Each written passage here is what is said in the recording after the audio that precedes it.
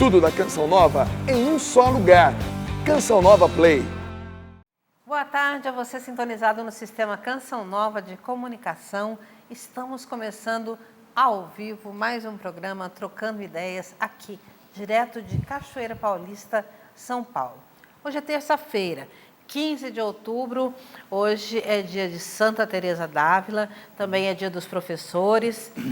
Ela que foi uma mestra, né? Teresa, alguns costumam chamá-la de Teresona, porque teve a Terezinha no começo do mês, a Teresona, né? Mas talvez,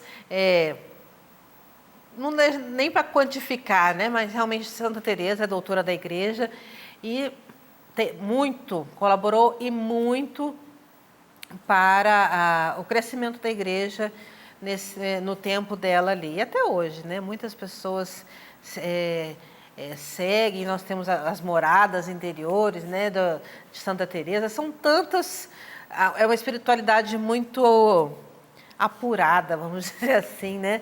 Mas também muito encarnada. A Teresa sempre foi muito da ação, mas também com muita espiritualidade. Mas estamos aí. Então, parabéns a todos os professores, desde já, ao nosso mestre dos mestres, que está aqui, professor Felipe. Parabéns hoje pelo seu dia. Bem-vindo, né? Começar um programa. Amém. Nesse dia. Olha, é uma alegria a gente ser professor, sabe? Eu escolhi ser professor por vocação mesmo. Deixei a carreira militar no 3º ano da academia militar e o general Meira Matos me perguntou: mas cadete, o que você quer ser? Eu falei: general, eu quero ser professor. Aí ele falou: mas você pode ser professor aqui no Exército, na Academia Militar. Não, isso mais tarde não, quero ser professor logo. E ele assinou meu desligamento, né? E olha, no mesmo ano eu já estava dando aula em colégios, né? E aí fui estudar matemática, física, mas olha, são 40 anos de magistério e não me arrependo. E hoje continuo dando aula, só que agora é aula para filosofia, teologia, história da igreja. Então, o senhor dá aula, mas o senhor também estuda muito, né? Ah, sim. O professor tem que estudar. Tem que, como diz os intelectuais, tem que ter uma ração diária de intelecto. Ah, senão você fica desatualizado, né? E hoje, com esse mundo de informações que a gente tem na mão, via internet, você tem que ficar atualizado. Senão você não consegue nem se comunicar com os alunos, né? Com certeza. Verdade. Que bom, tá aí. E aqui, Ivana Brandão, bem-vinda. Bom dia, Carla. Bom dia, professor. Sempre estudando também. Se possível. Se possível, né? Porque, como o professor Felipe Aquino diz, eu sou aluna, eu não sou professora, não.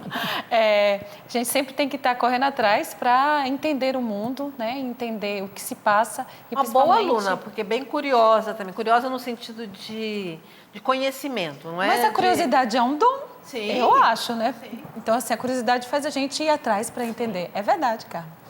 Então, tá aí, né? E sempre dedicada, viu, gente? Então, ela fica aqui, ela faz tudo um drama, gente, um medo de vir aqui, de encontrar comigo, mas ela é boa.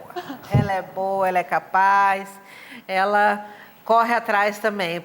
Com certeza em casa também, professora do lar ali, né? Com Sem muitos. dúvida. Porque a gente que tem os filhos pequenos está sempre também tendo que se atualizar, porque hoje em dia até a matemática ensina diferente. Verdade, verdade. Mas sabendo que uma coisa bem interessante, nada melhor do que do jeito que os nossos pais aprenderam. Acho que a gente evolui em algumas coisas, mas a gente sabe que matemática é 2 mais 2, que é 4. Não tem jeito de ser 5, de ser 6. Mas é bonito ver também o quanto, voltando ao professor, porque minha mãe é professora, o quanto que bons professores marcam a vida da gente. Eu tive um professor de história, o nome dele era José Carvalho, lembro como hoje, que ele dava aula para a gente como se, de fato, aula de história, contando história. E não tinha como sair da sala sem saber a história. Então, assim, os professores são pessoas excelentes. E quanto grandes homens de Deus, professores, né?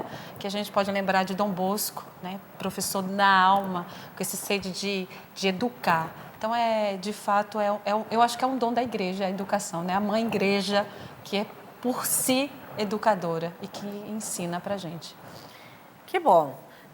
Você que é professor, ou professor na vida também, porque ensina muitas pessoas, os nossos parabéns e pedindo sempre que Deus cada vez mais os inspire, porque a educação ela precisa de transpiração, sim, mas também de muita inspiração para a gente conseguir passar todo o conhecimento, mas também, hoje está no Manhã Viva, eu estava ouvindo isso, que o professor ele não passa somente o conhecimento, mas também as virtudes, né?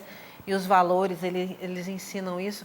Então, que a sociedade que hoje está tão carente, que nós possamos, né, aí ensinar mais virtudes e ao longo da nossa vida, aí por cada uma das pessoas que a gente passe, né? Que elas não saiam da nossa presença sem ter aprendido algo conosco, de bom, é lógico, né? Sempre no positivo. Mas vamos lá, você quer participar conosco, está aqui para que a gente responda alguma dúvida, algum questionamento seu, né? Alguma curiosidade que faz bem também para que a gente possa crescer, entre em contato conosco. O nosso endereço é Facebook /Trocando Ideias. Então, você entra lá no Facebook /Trocando Ideias. Também no trocandoideias@cançãonova.com. Você pode entrar por telefone no 12 31 86 2600, que também funciona como WhatsApp. E pode mandar uma carta, né, também para o programa Trocando Ideias, Caixa Postal 57, CEP 12.630, 000, Cachoeira Paulista, São Paulo. Qualquer maneira é bem-vinda aqui no Trocando Ideias. Tá certo? Então vamos lá, vamos começar já o nosso programa com uma pergunta que é recorrente, um assunto recorrente, acho que nem recorrente, é trecorrente aqui no Trocando Ideias, mas que é importante, porque tem sempre gente nova também nos assistindo, nos acompanhando e querendo, talvez tendo a mesma dúvida a respeito disso. Professor, a pessoa não se identificou, diz assim: meus pais são divorciados há mais de 10 anos. Meu pai até já formou outra família. Essa situação impede que a minha mãe comungue?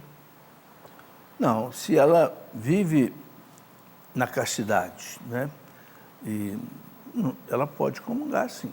Eu recomendaria apenas que ela, numa das suas confissões, né, colocasse isso para o sacerdote, né? Porque haveria talvez um caso mais complicado se a pessoa fosse culpada da separação. Mas penso que aí não deva ser, né? Ou mesmo não seja culpada sozinha, né? A pessoa não sendo culpada sozinha da separação. Porque uma coisa é você, por exemplo, adulterar várias vezes, vai ser culpado da separação. Aí, mas eu penso que no caso dela não deve haver isso, ela pode comungar, sim. Que bom. Falando nisso, como eu digo que é recorrente, nós queremos aproveitar aqui e já divulgar. O professor Felipe, essa semana no Escola da Fé, na quinta-feira, às 8h30, 9? 9 horas. 9 horas.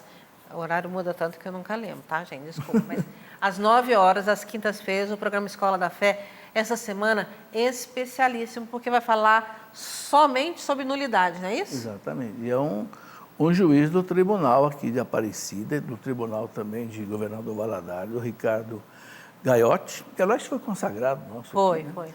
E que fez, inclusive, mestrado na Universidade de Salamanca, na Espanha, sobre direito canônico, e está pronto para responder realmente todas as questões de quando é que pode o tribunal da igreja dizer que um determinado casamento foi nulo. Não perca, essa semana aí na Escola da Fé, nessa quinta-feira, às 21 horas, um especial sobre nulidade com o advogado e também juiz do Tribunal Eclesiástico, Ricardo Gaiotti. Vai ter ali, resposta para zilhões de perguntas, então não perca essa oportunidade. Ivana Brandão. Carla Astucci. Vamos lá. Também não se identificou. Por que o fiel católico, em sua grande maioria, conhece tão pouco o Antigo Testamento? É certo afirmar que o Novo Testamento basta? Eu poderia dizer que muitas vezes o fiel católico conhece muito pouco de tudo. De Novo e Antigo Testamento, né? Porque o fiel que se diz católico, de fato, cristão, ele tem que conhecer a Bíblia. Lógico que a gente sempre vai estudar mais, né? Principalmente as missas. Elas vão trazer leituras do Novo Testamento, principalmente a missa dominical, que participa da missa dominical. São 3 leituras, não, são 4, vamos dizer assim, porque tem um salmo, mas o salmo é diferente. Mas 2 leituras são do Novo Testamento. A gente dá mais ênfase, vamos dizer assim, com a aclamação do Evangelho, que é a vida de Jesus. Mas um fiel católico deve conhecer a Bíblia inteira, né? Eu aí trago algo que dentro da comunidade a gente vive que é fundante dentro da comunidade de Canção Nova, que é o estudo da palavra. E o Padre Jonas ensina a gente a ler a Bíblia. E a gente lê a Bíblia, não é só o Novo Testamento, a gente lê a Bíblia inteira. A gente sabe que a gente tem que ler de uma forma diferente, com o olho, com a visão diferente, porque são livros históricos, mas mostra a intervenção de Deus. Eu gosto sempre de dizer que essas histórias, principalmente as histórias do Antigo Testamento, vão mostrar essa capacidade que o homem teve de deixar Deus entrar, participar, como foi que o homem se deixou visitar por Deus e a resposta dele, como a gente aprende, né? E a gente vai vendo também a revelação, como Deus entrou na história do homem e como ele mostrou o rosto dele. E essa maturidade, vamos dizer assim, que o homem foi alcançando até a vinda de Jesus. Então, o Evangelho não basta só. O Evangelho, conhecer só Jesus do Evangelho não basta, porque é a Bíblia, né, com todos os livros que mostra o rosto de Deus na história do homem. A gente pode dizer que até muitas coisas para a gente entender, até no Novo Testamento, isso também o Antigo Testamento ajuda. Eu acho assim, muito mal comparando, mas a gente pode pensar assim, a gente quando casa, né? Quer dizer, a nossa vida antes do casamento não existiu. Não tenho que contar para os meus filhos o que era antes, né? Então é só daqui para frente. Não, né? Então são coisas assim que elas se complementam. Agora, o que eu acho muito bonito também no Antigo Testamento você falou dessa coisa assim do homem se abrir, né, para as intervenções de Deus, mas o tanto que a gente vê ali, que a gente percebe do amor de Deus, como Deus não desiste do ser humano. Porque ali no Antigo Testamento... Haja paciência. Haja, né? Uma cabeça dura que olha um povo que judiou de Deus. Deus nunca desistiu da aliança. O povo quebrava o compromisso com a aliança, mas Deus não quebrava. Deus chegou até Jesus Cristo, né? Agora, uma coisa importante, né, de dizer, tem muitas coisas importantes no Antigo Testamento, né? Mas é interessante dizer que lá no século III houve uma heresia que queria exatamente descartar o Antigo Testamento. Já temos o Novo, Jesus Cristo. Era um herege chamado Marcião, era o marcionismo, né? Um gnóstico. Aí ele disse, não, de jeito nenhum. Tanto é que em cada missa tem a leitura. Né? Agora, é preciso que o povo entenda um pouco do Antigo Testamento, que é muito diferente do Novo, escrito há pelo menos 3.000 anos atrás, que começou, né, lá com Moisés, Abraão e tal. Então, é preciso estudar. Existe um livro muito bom, recomendo aqui, de Dom Estevam Bittencourt, que se chama Para Entender o Antigo Testamento. Que o povo fica meio complicado, porque vê lá aquelas pragas do Egito, como é que foi aquilo, de Sodoma, Gomorra, e não sei o quê, Torre de Babel, para entender aquelas guerras todas, aquela mortandade toda, né? Parece um Deus justiceiro, um Deus vingativo. Não é. Tudo isso tem uma explicação. São gêneros literários que têm que ser entendidos, né? E eu mesmo escrevi um livrinho que eu chamei de Páginas Difíceis do Antigo Testamento. Né? Tem aqui na Canção Nova, porque senão a pessoa também desiste, sabe? Ela começa a ler um negócio que ela não entende, ela para. E é maravilhoso o Antigo Testamento. O Gênesis, por exemplo, toda a base nossa de quem é, da história da salvação, né? O pecado original. A antropologia humana tudo vem do dali, Gênesis. Né? É importantíssimo, mas a gente tem que entender também que não é um livro nem histórico e nem científico, é um livro de verdades religiosas. Então, a pessoa tem que Tem que ter, sabe, interessante se pudesse fazer até um curso bíblico e tal, para poder entender. Aí começa a ter gosto. Sim. Eu acho que a dificuldade do povo no Antigo Testamento é que o povo lê e não entende. Aí meio que desiste. Mas a gente precisa lembrar sempre da importância, tanto que no sábado, na missa do Aleluia, né, na missa são 7 As leituras e tem todas leituras que contam toda a história da salvação, né? Então, não é só do Novo Testamento, ela vem toda ali, né, vem bem fundamentada na palavra de Deus. Então, E é o que Santo Agostinho diz, né? O Antigo Testamento prepara o Novo. Né? Ele prepara toda a chegada de Jesus Cristo, né?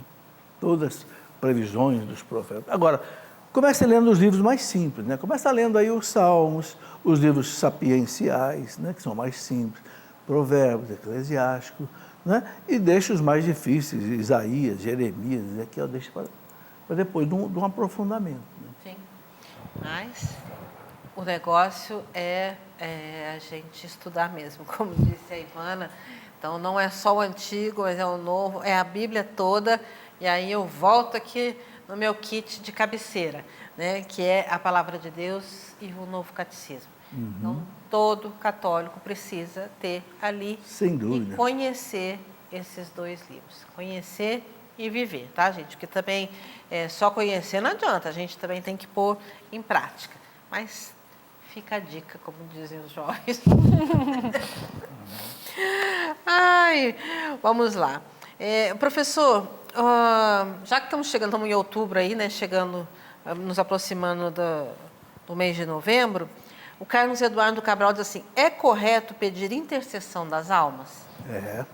Opa, o catecismo da igreja, quando fala aqui da comunhão dos santos, eu não sei se eu vou lembrar de cabeça agora, parece que é a parágrafo 958, ele diz assim, que quanto mais a gente reza pelas almas do purgatório, mais a oração delas por nós torna-se eficaz.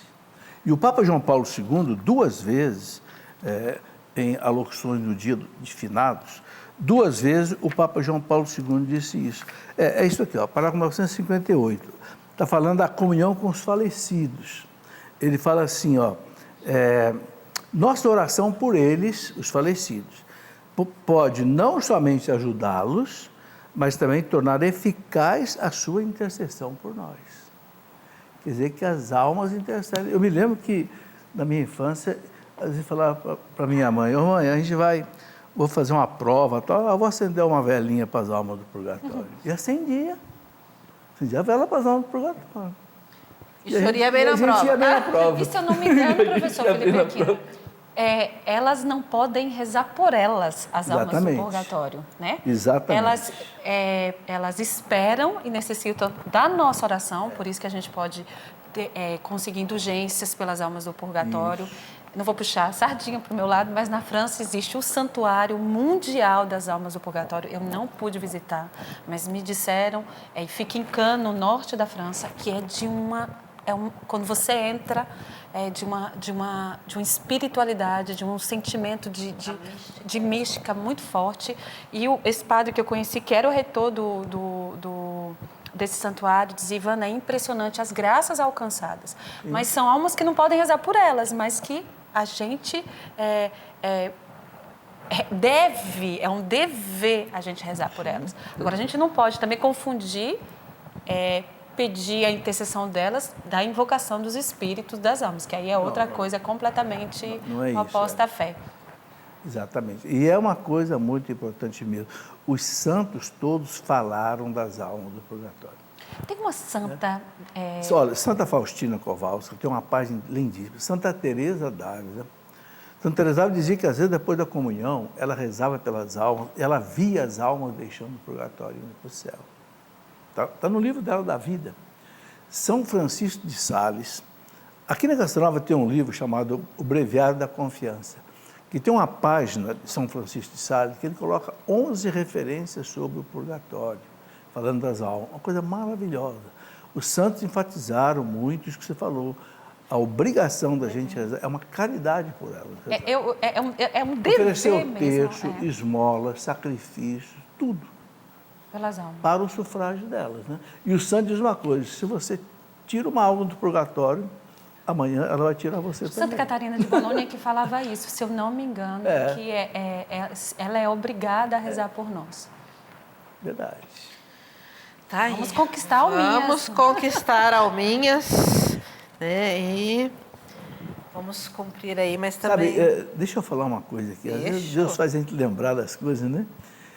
Eu tenho tanta preocupação com isso que eu fiz uma coisa, sabe? Eu levantei na família do meu pai, na família da minha mãe, do meu sogro e da minha sogra, todos falecidos. Umas 40 pessoas. Eu rezo nominalmente por eles todos os dias depois da comunhão, oferecendo a comunhão por eles. Porque eu não quero chegar lá, eles reclamaram que eu não rezei por eles. Professor Felipe Aquino, eu lembro uma vez que perguntaram ao Padre Pio, para quem que o senhor estava rezando? Ele falou assim, eu estou rezando para a hora da minha morte, para a hora da morte do meu pai. E o pai dele já tinha morrido. Mas assim, como é que o senhor reza para a hora da morte do meu pai? Ele falou assim, porque para Deus não tem tempo. Então, eu estou rezando para que o meu pai seja salvo. Na hora... Isso é uma coisa muito importante o povo saber, viu, Ivana? Que para Deus não tem tempo. A gente pode rezar hoje pela salvação de uma pessoa que já morreu. Deus só tem presente. Karl Rahner dizia, Deus é um instante que não passa. Difícil de entender, mas é uma realidade. O tempo é uma criatura de Deus, assim como o espaço também, né? Em Deus não tem mais espaço. Ele entra na física e a gente não consegue, né, cara? Você sabe que até a física mostra Tem que chacoalhar. isso, né? Por exemplo, a mecânica relativista do Einstein mostra isso. Se você conseguir andar na velocidade da luz, o tempo para. O tempo para. E o espaço desaparece. Isso o Einstein provou, só que ninguém consegue andar na velocidade da luz. Ele provou isso também. Mas, e na eternidade? Jesus, eu sou a luz do mundo. Será que... Quer dizer, uma coisa é certa. Isso é importante o povo saber, porque senão o povo raciocina errado. Se você raciocinar com a eternidade, com a questão de tempo e de espaço, você erra tudo. Verdade. Então a pessoa pergunta, como Ai, é que um santo consegue atender todo mundo ao mesmo tempo? Ele é onisciente, onipresente? Não. Só que na eternidade não tem mais tempo e espaço. Então ele atende todo mundo ao mesmo tempo. Hoje é hoje para todo mundo. E o espaço? Todo mundo está ali do lado dele, porque não tem mais espaço. É outra realidade. Eu vim entender, engraçado, ó, como é que a ciência ajuda a fé? Eu vim entender isso um pouco melhor quando eu fiz a cadeira de mecânica relativística do Einstein no doutorado. Aí eu vim entender que realmente a gente não pode raciocinar com a escatologia, com as premissas da vida aqui. A gente erra tudo. Os protestantes ficam perguntando, como é que vocês católicos pedem para Nossa Senhora, ela atende todo mundo ao mesmo tempo no mundo inteiro? Claro, ela participa ali da grandeza de Deus, da onipotência de Deus, está em comunhão com Deus, não tem tempo, não tem espaço. Você vê que é uma coisa que nunca a igreja questionou isso. Uhum. Desde lá dos primórdios, a igreja sempre rezou para os santos. Tá, sim. É uma ciência infusa, né? Olha, não sei vocês, mas para mim o programa já podia acabar agora, porque eu estou aqui impactada aqui. Não, eu falo isso para mostrar como é que a ciência ajuda esse aprendizado. É verdade, é verdade. A ciência ajuda a fé. Né? O que foi fortíssimo, por exemplo, na Idade Média, a chamada escolástica. O que era a escolástica? De Santo Tomás de Aquino, Santo Alberto Magno. Era exatamente juntar a fé com a ciência para você entender melhor a revelação. E para isso, eles estudavam Aristóteles, estudavam Sêneca, estudavam Cícero, os santos da igreja. Por quê? Porque eles ensinavam a filosofia, ensinavam a pensar. Por isso que o padre estuda muito a filosofia para depois estudar a teologia, porque a filosofia ensina você a pensar. Ginástica mental, para você entender a revelação. A encíclica do Papa João Paulo II, Fé e Razão. Como é que ele começa em si? A fé e a razão são as duas asas com as quais o espírito humano alça voo para contemplar a verdade. Sabe, sem a fé, a ciência vira racionalista. E sem a razão, a fé vira fideísmo, fanatismo. Então, uma equilibra a outra. Por isso que a igreja é a instituição que mais estuda na face da terra. A gente pode dizer isso sem medo de errar. E incentiva a estudar. Sem medo de errar. O que tem de teólogo estudando hermeneuta, exegeta, até o pessoal que se dedica mais à Bíblia, os arqueologistas, paleontologistas, porque para entender melhor a revelação. Muito bonito, gente. Deus é Deus, né? Faz tudo certinho aí e a gente fica aqui, ó, batendo cabeça. Né? Ivana, vamos dar uma aliviada aqui, porque depois dessa nós vamos dar uma chacoalhada na cabeça. Né? Também não se identificou. Diz assim, é certo desistir de um matrimônio?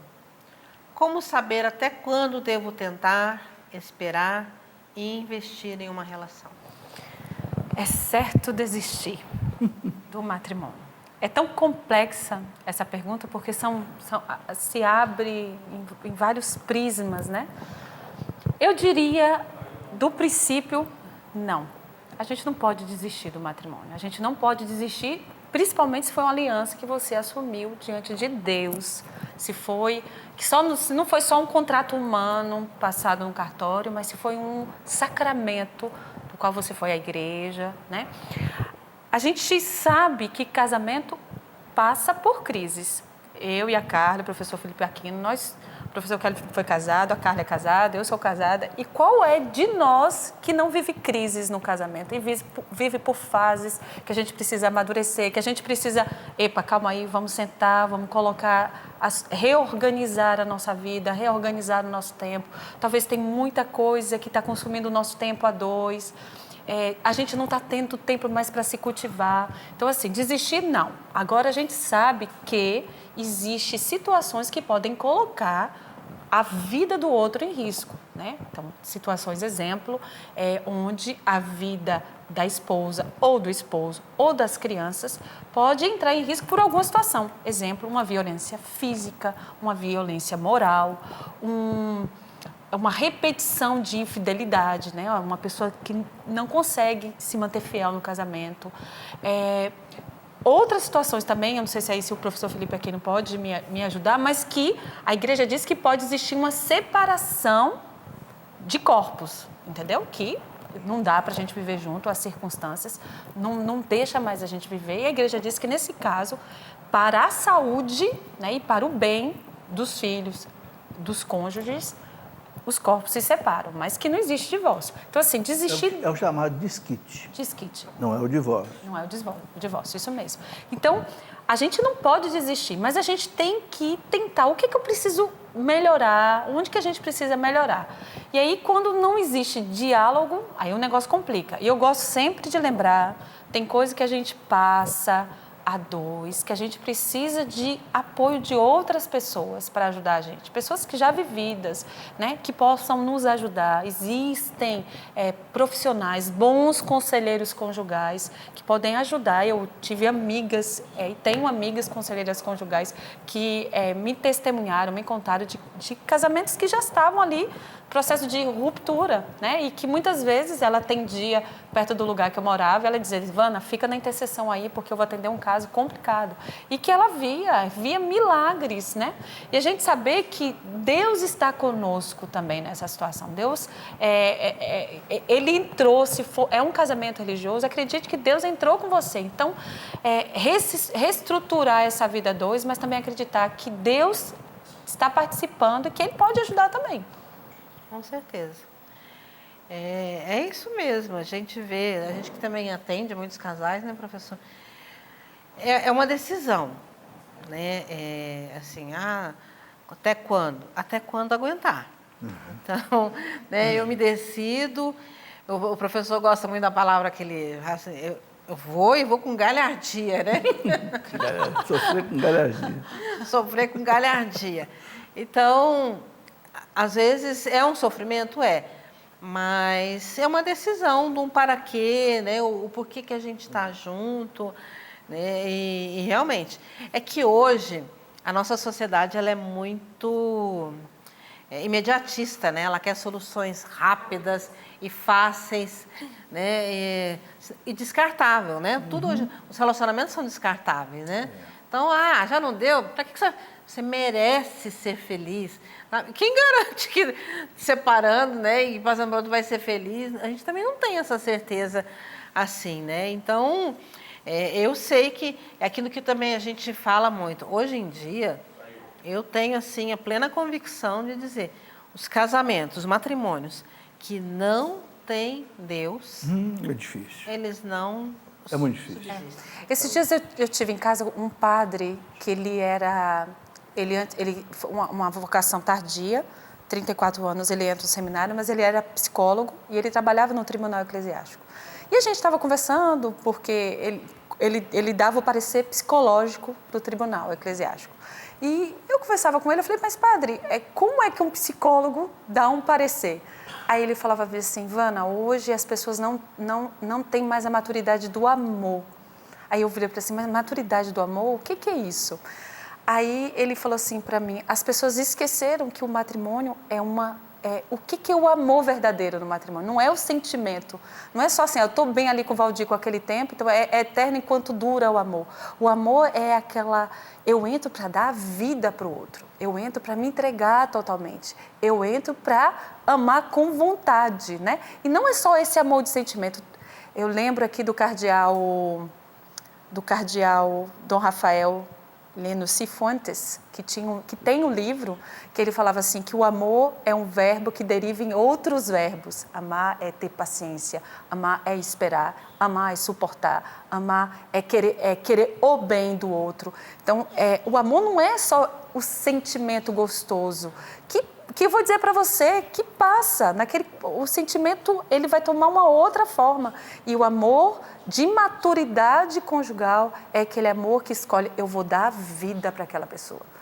E dar uma vida para a pessoa que muitas vezes é chata, que não pensa igual. Não, porque todos nós temos nossas chatices. Todo mundo. Então, porque a gente tem mania de falar de marido, de sogra, de não sei, mas esquece que nós também temos nossas chatices, né? Verdade. Então, é conviver com isso e falar, não, mas, né, tem essa chatice, mas tem aquilo de bom, então, da gente ir além, ter outros olhos, porque é muito difícil mesmo. E eu fiquei tocado com essa palavra, maturidade do amor. E aí a gente conversava e ele dizia, Ivana, hoje a gente não educa os nossos jovens ao dom, ao amor, a dar.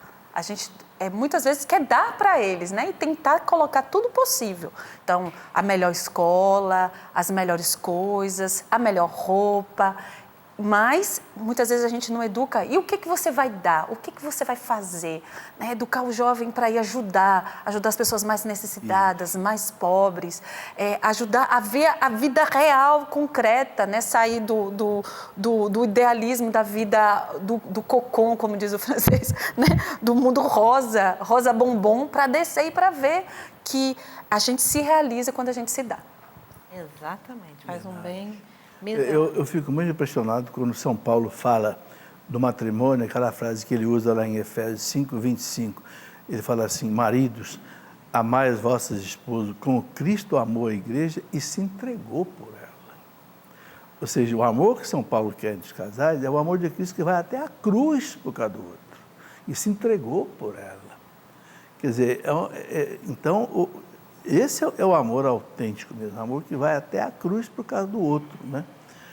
Não é fácil isso, né? Isso é recíproco, mas essa é a medida do amor que São Paulo coloca, né?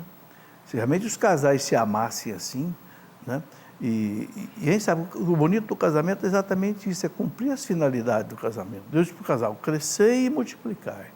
O que é crescer? Crescer é salvar o outro, é fazer o outro santo, e aí não tem como você fazer bem para o outro sem você sofrer. Exatamente. Sem a renúncia, não tem jeito. Agora, realmente para aguentar uma situação difícil no casamento, tem que haver muita fé, muita oração. Senão a pessoa não aguenta mesmo. Né? Não aguenta. Aqui, ó, estamos trocando ideias mesmo, né? O Cleto está acompanhando lá, já me mandou uma mensagem aqui. O Papa Francisco, o amor convive com a imperfeição. Então, o Papa Francisco diz isso, é isso mesmo, meu bem. Ninguém casa com anjo, né? Graças a Deus, né? Então... Não, e quem faz o anjo faz a besta. A gente não pode esquecer isso, né? Quem se faz anjo demais, no fim está se fazendo besta. Nossa Senhora, tá... Ai, Jesus. Eu vou fazer essa pergunta aqui para depois a gente mudar o assunto, porque eu achei aqui interessante porque também é algo que é recorrente aqui, né? A pessoa diz assim, ela pediu para não ser identificada. Esses dias ouvi um pregador falando que uma pessoa que está em segunda união e comunga está em pecado mortal, grave. Eu sei que é pecado, mas mortal? Nunca vi um padre falar isso. O que diria então dos assassinos e pedófilos? A pessoa pode comungar por desconhecimento e Deus não é misericordioso? Veja, se a pessoa tem consciência de que ela não pode comungar, por quê? Porque ela não está vivendo de acordo com a lei de Cristo, certo? Segundo a união, a pessoa não está vivendo de acordo. Bom, a gente sabe que o Papa Francisco, no documento dele, na exortação apostólica dele, depois do Sino da Família, ele deixou uma frestinha aberta aí. Alguns sacerdotes, de repente, podem entender que seja possível, mas isso aí é uma exceção. A regra que está no catecismo, que está na exortação apostólica de João Paulo II, familiares consórcios, não pode comungar. Agora, se a pessoa sabe, tem consciência disso e comunga, eu acho que é pecado grave. Diferente de quem não tem consciência muito bem da coisa, mas quem é católico, convive, conhece o que está no catecismo, conhece o que o Papa João Paulo II colocou na exortação apostólica. Não passou por uma aprovação aí, não sei, de um padre, de um bispo, eu penso que aí a pessoa comete pecado mortal, sim. Porque está participando da Eucaristia, que é algo muito sério, sem estar em estado de graça. Professor, Você quer completar? Não, é só lembrar aquela palavra de São Paulo, né? Quem comunga o corpo de Cristo indevidamente, comunga a própria condenação. Então, não é que a igreja restringe, é que a igreja cuida, né? Cuida de todos, né? Então, assim, não é para colocar à parte alguns, mas para dizer, a gente quer estar cuidando de você. Então, não comungue, regularize a sua situação, procure um padre, vá se confessar, para que você possa viver bem e receber todas as graças desta santa união. Tá aí, vale a pena a gente buscar o conhecimento e também essa ajuda nesse sentido, porque a gente, às vezes, acomodar na misericórdia de Deus é muito perigoso. Não, é perigoso. O professor, nesse programa de quinta-feira do Escola da Fé, também vai falar sobre segunda união ou não? Na questão só nulidade? Não, não é só a questão da nulidade, não dá tempo de abordar, que são muitos pontos a ser analisados. Mas está aí, não perco, né? Pelo menos para ver os casamentos que podem ser... Agora, o que deve ser colocado, a pessoa que está numa segunda união, vale a pena ela procurar um tribunal para verificar se por acaso o primeiro casamento dela ou o casamento dela não foi válido. Isso é também possível, isso assim, deve aparecer na conversa, né? Sim. Então, tá aí. Eu quero lembrar vocês que hoje é dia 15, graças a Deus, estamos no meio do mês e nós já estamos com 52% da nossa campanha, né, do total necessário para esse mês arrecadado. Graças a Deus, a gente pode ver que é dia 15 e assim, são poucos os meses que o dia 15 já chegou pelo menos tá bom. os 50%. Graças a Deus. Né? E vindo de um mês que a gente arrastou, né? Setembro a gente trouxe um déficit, né? Um déficit, então tá aí. Então, mas lembrar que você pode colaborar conosco, né, através do boleto mensal da manutenção que está aqui, né? Mas também tem o boleto extra.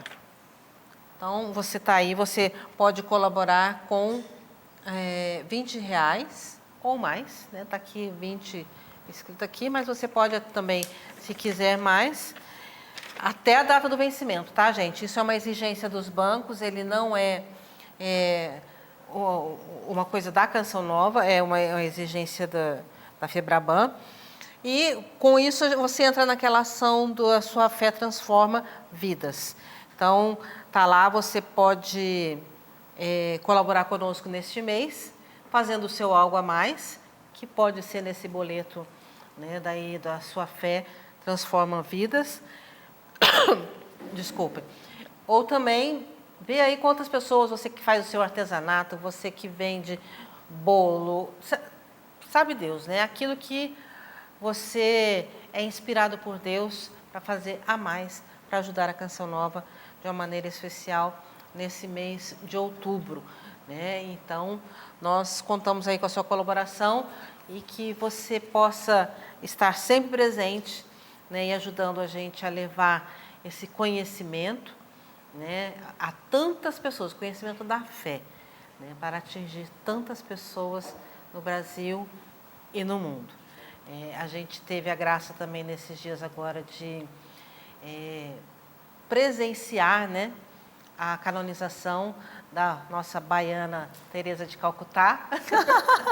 Obrigada, é baiana. Calcutá, não, é Dulce dos Pobres. É Dulce dos Pobres, uma baiana. Olha, eu fui lá a nossa baiana, porque a Ivana é baiana. Eu sou baiana, baiana. Baiana de Jequié. Jequié, na Bahia. Mas ali, e lembrando sempre que o Papa João Paulo II, quando esteve no Brasil e esteve com ela, dizia: o Brasil precisa de santos, né, de muitos santos.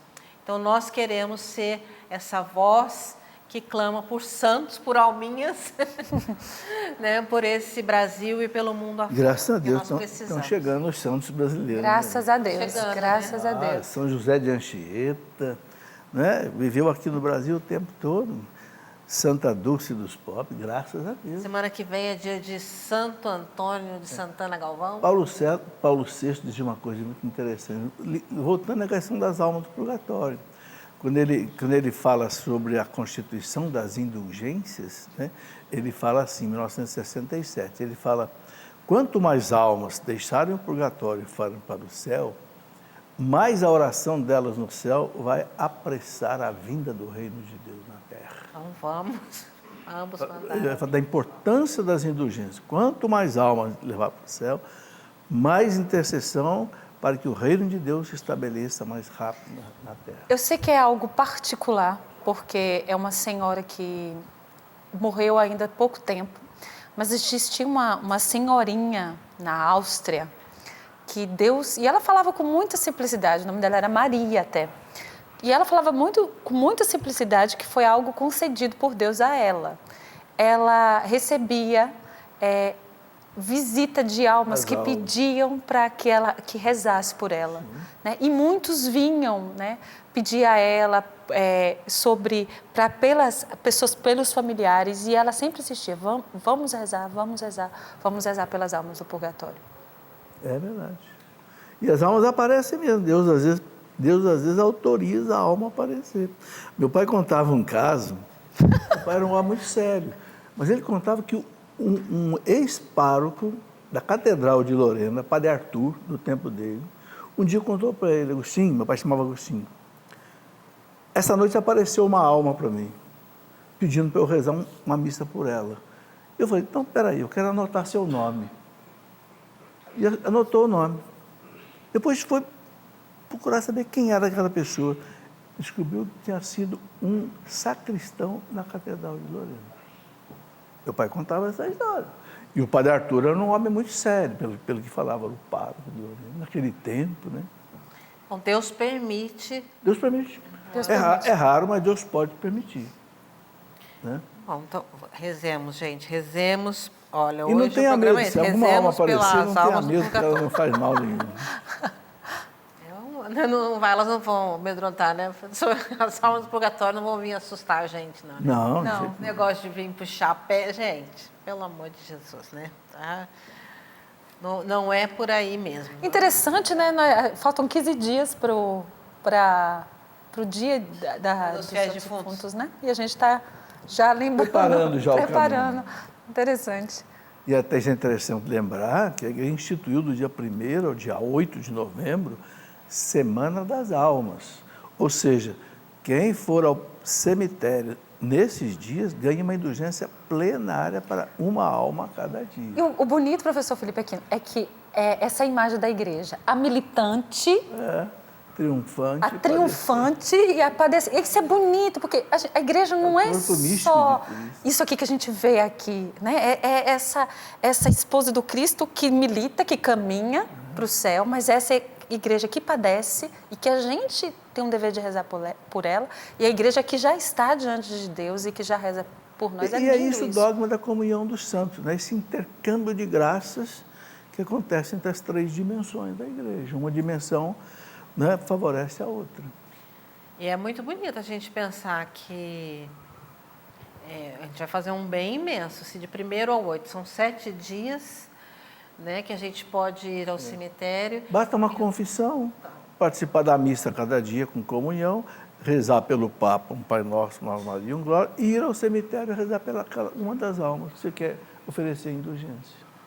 Então, vamos fazer os cálculos aqui. Ó, só nós 3 aqui, já dá 21 almas que a gente consegue né, tirar ali do purgatório. Então, por que não fazer esse bem, né, às almas, mas também a nós? Porque então, vamos tentar esse ano, agora, dessa Semana das Almas, né, a gente ser um pouco mais ativo nesse sentido de ajudar mesmo, nesse dever de rezar pelas almas e pela igreja. É interessante, né, que quando acabou o Concílio Vaticano II, em 1965, o pessoal pensava assim, naquela interpretação errada que houve do concílio, eu acho que a igreja vai acabar com esse negócio de indulgência. 67, depois do concílio, Paulo VI escreveu a Constituição Apostólica sobre as indulgências. Está tudo aí de pé. Indulgência, entendeu? Rezar pelas almas. Tem o manual das indulgências com 70 orações indulgenciadas. Né? Quer dizer, então, depois do Concílio Vaticano II, a igreja lá não cancelou nada. Né? Não vem com o modernismo, a igreja está sempre, ela vai naquilo que é próprio. Muita gente pensa que o Concílio rompeu com a igreja do passado. Mentira. Não, houve uma interpretação falsa do Concílio, né? Inclusive, uma coisa que fez muito mal para a igreja, né? Por exemplo, os bons livros de boas bibliotecas jogaram tudo fora, como se... Hoje tem gente recuperando isso, porque é um absurdo, né? Interpretação errada, né? Ivana, a Joana Cristina diz assim, desde que a minha mãe faleceu, há 1 ano atrás, não tenho mais vontade de viver. Só penso em estar com ela, em reencontrá-la. Eu preciso da ajuda de vocês, estou desesperada. Por essa pergunta a gente vê o amor forte, né, que você sente pela sua mãe. Eu fico imaginando também esse amor forte que sua mãe sentia por você. E eu posso dizer para você, dentro de tudo isso que a gente escutou aqui, esse amor não morreu.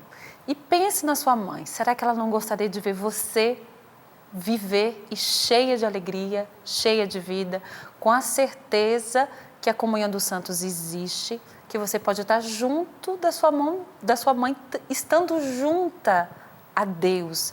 Então, assim, vamos redimensionar a vida. Eu sei que a dor da morte é uma das dores mais difíceis, né?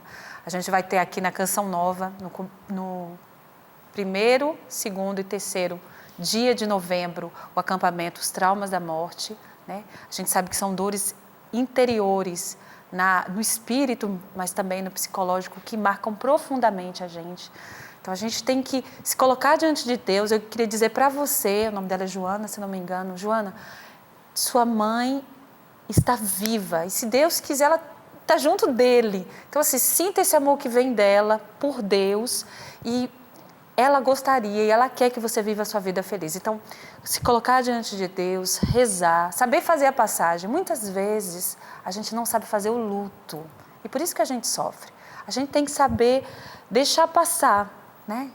Fazer um bom luto, rezar, chorar o que precisa ser chorado, não? Fazer o luto. A gente tem medo dessa palavra luto, mas o luto precisa ser feito, né? Porque a gente precisa deixar as pessoas passarem e saber que elas estão juntas de Deus, né? Se viver uma vida correta, uma vida de luta e de batalha. E eu penso assim, a sua mãe quer que você viva bem, que você viva feliz. Se você puder, venha para o acampamento que vai ter agora, no começo de novembro, participar, porque, de fato, não é uma dor fácil. Aqui não diminui nada o sentimento de perda que você vive. Mas eu posso dizer para você, com certeza, Deus preenche esse sentimento de tristeza.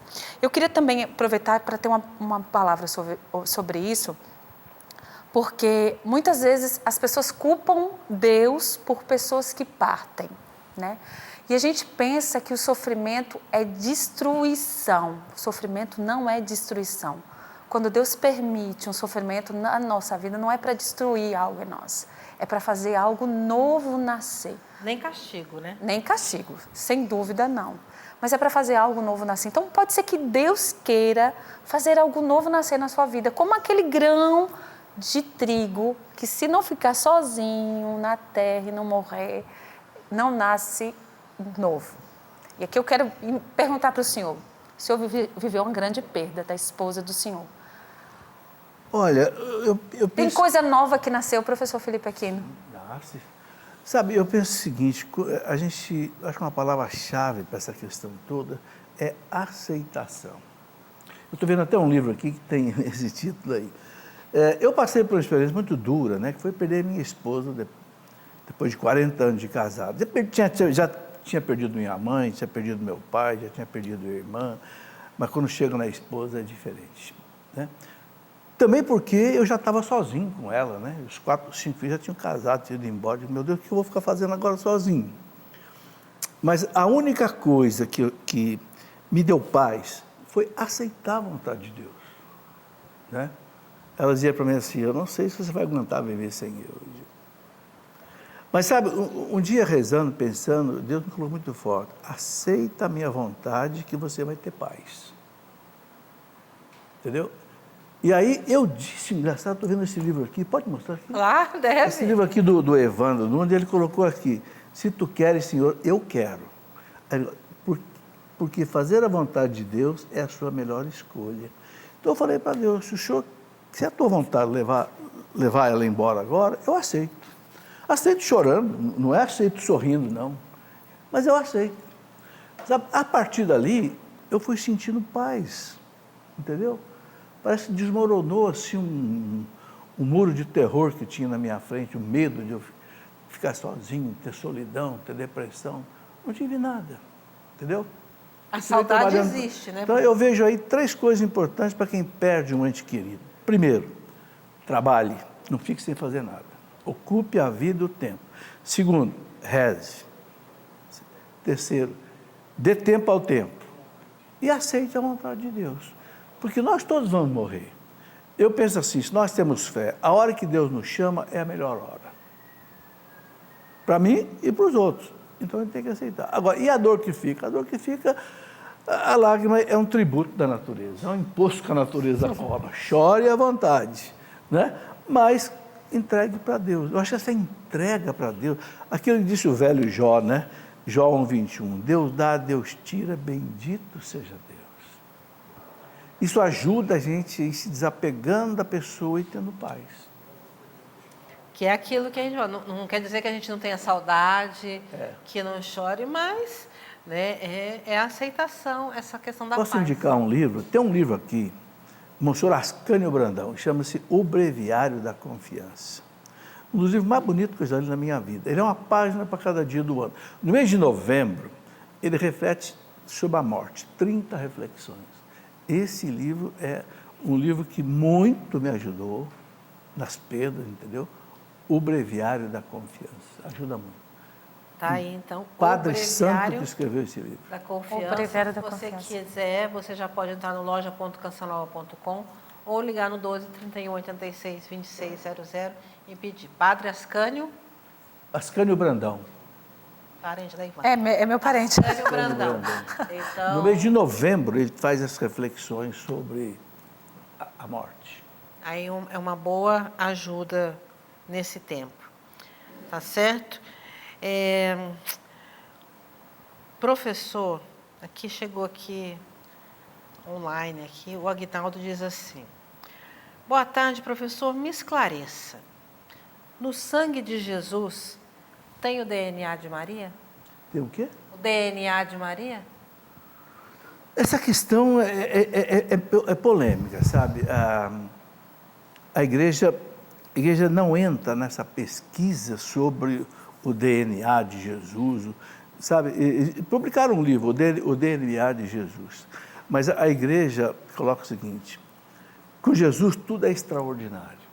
Santo Agostinho fala, com aquele que é excepcional, todas as coisas são extraordinárias. Então, a igreja não entra nessa pesquisa. Pelo menos eu nunca vi um documento da igreja que coloque sobre isso. Então, eu tenho como norma, sabe, Carla, o que a igreja não sabe, eu também não sei.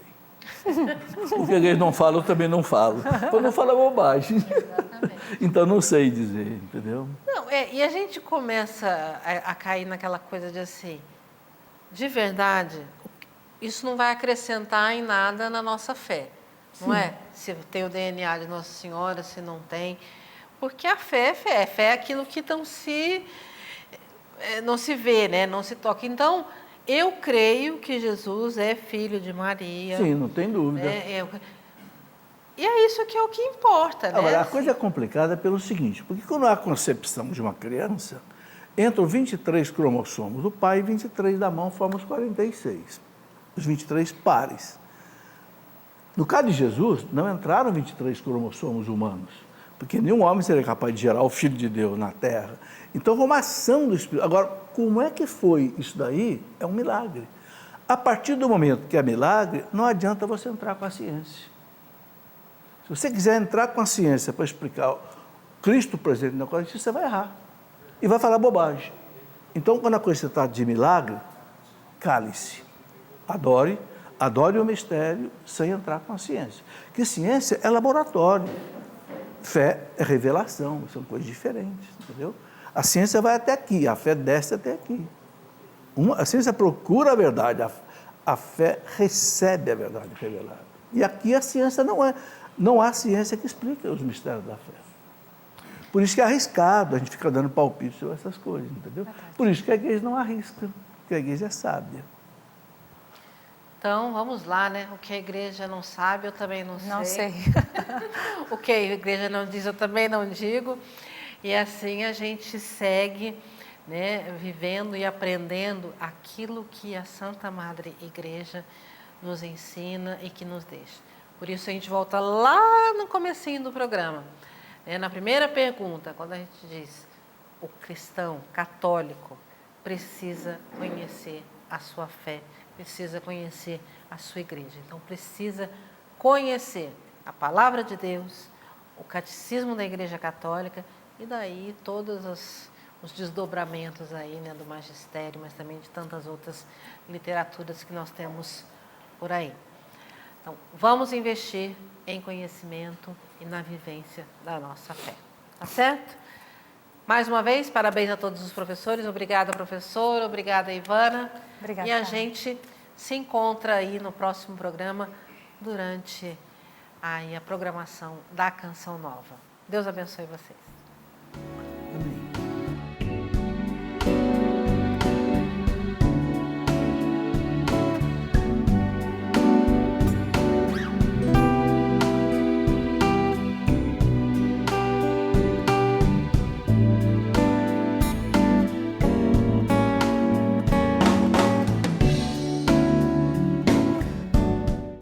Tudo da Canção Nova em um só lugar. Canção Nova Play.